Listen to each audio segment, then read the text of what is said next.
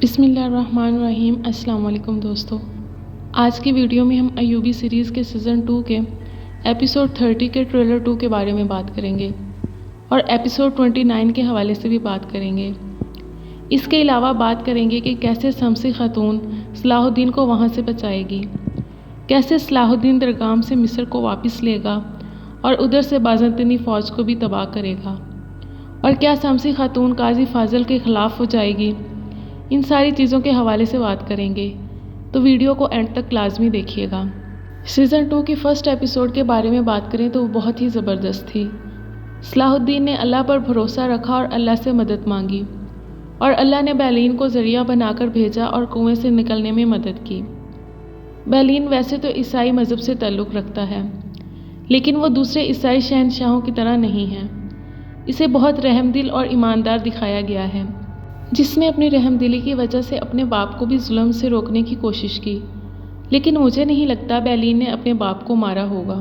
ये एक गलत फहमी हो सकती है। सबसे बेहतरीन जोड़ी जो दो जंगजुओं को देखने को मिली सलाहुद्दीन और बैलीन की है। मज़ा तो तब आएगा जब ये दोस्ती जानलेवा दुश्मनी में बदल जाएगी और दोनों किरदार अपने दिल के करीब तरीन शहर यानी कुदस के लिए अपनी जान की बाजी लगा देंगे। इसके अलावा एक ज़बरदस्त किरदार यारोकी का डाला गया है, जो बहुत बहादुर है, एक सिपह सलार जो अपनी फितरत और जुर्रत के लिए जाना जाता है। नूरुद्दीन जंगी का कमांडर और इसके भाई का बेटा, हल्ब का मुहाफिज, पुरजोश और बेकाबू मिजाज, जिसके सिपाही बड़ी वफादारी के साथ इस पर इन्हिसार करते हैं। काजी फाजिल का किरदार जो कि बहुत कमाल है, अपनी ज़मीन के लिए अपनी जान दाव पर लगाने के लिए हर वक्त तैयार होता है। एक ईमानदार वज़ीर और अपनी जहानत और बातों से हर किसी को कायल करने का हुनर रखता है। वो सीन वाकई ही कमाल का था जब सुल्तान नूरुद्दीन जंगी काजी फाजिल को मेरी औलाद कहकर पुकारते हैं। इस दफ़ा जो किरदार सीरीज़ में ऐड किए गए हैं एक से बढ़कर एक हैं, और ये सारे किरदार हिस्टोरिकल हैं, कोई भी फ़र्ज़ी किरदार नहीं है। कारा तैगन की बात की जाए जो कि सीरीज़ की जान है, सलाहुद्दीन का पता लगाकर एक दफ़ा फिर से इसने कमाल कर दिया है और बोल बोल के यारुकी का सर खा लेता है। वो सीन भी बड़ा ज़बरदस्त था। पहली बार कारा तैगन काहिरा में अपने औबाद से बहुत दूर है। मिस्र की रंगीन ज़िंदगी इसे बहुत दिलकश लगी है।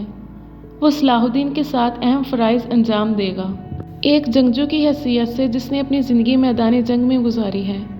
जब वो मिस्र की दौलत से मिलता है तो इसे तजारत का एहसास होता है। इस सड़क पर बाज़ार के एक तजर्बाकार ताजिर जमशेद इनके साथ होंगे।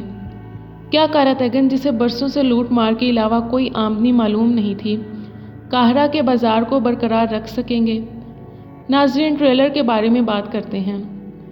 अगली किस्त में शम्सी खातून काजी फाजिल के कहने पर मेले में गाना गाएगी, जिसे कि इसने आज़ादी तक ना गाने की कसम खाई थी, और फिर दरगाम सलाहुद्दीन और बैलीन को छोड़ देगा और वापस वो दोनों डाकुओं के हाथों में होंगे। वो उन्हें लेकर अपनी रिहाइशगाह पर चले जाएंगे।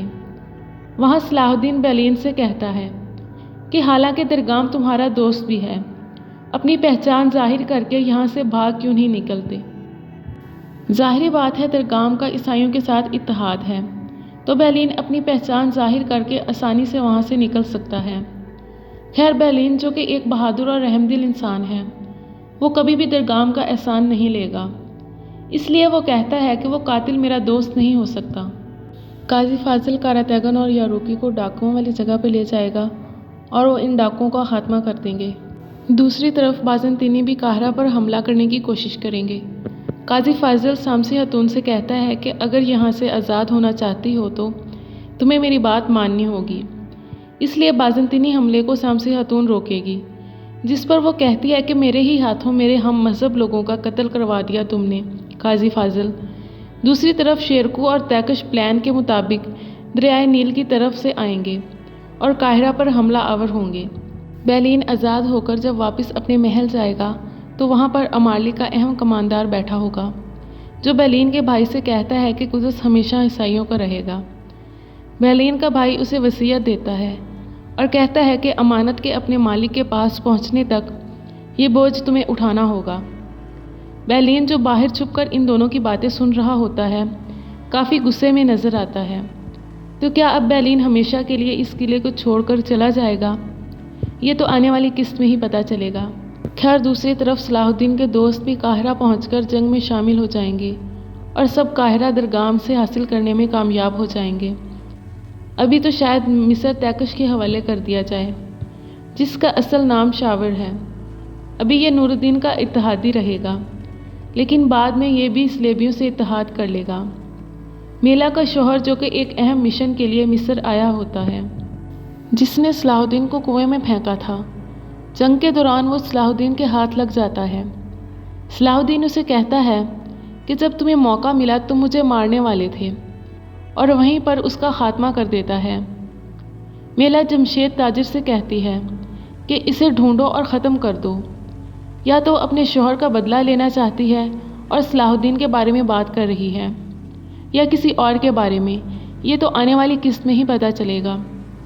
आगे अमारलिक विलियम से कहता है कि मैं जल्द से जल्द सफ़र पर रवाना होना चाहता हूँ। या तो वो बैलीन के भाई की मौत के बाद वहाँ जाएगा, या फिर नूरुद्दीन के पास इत्तेहाद के लिए।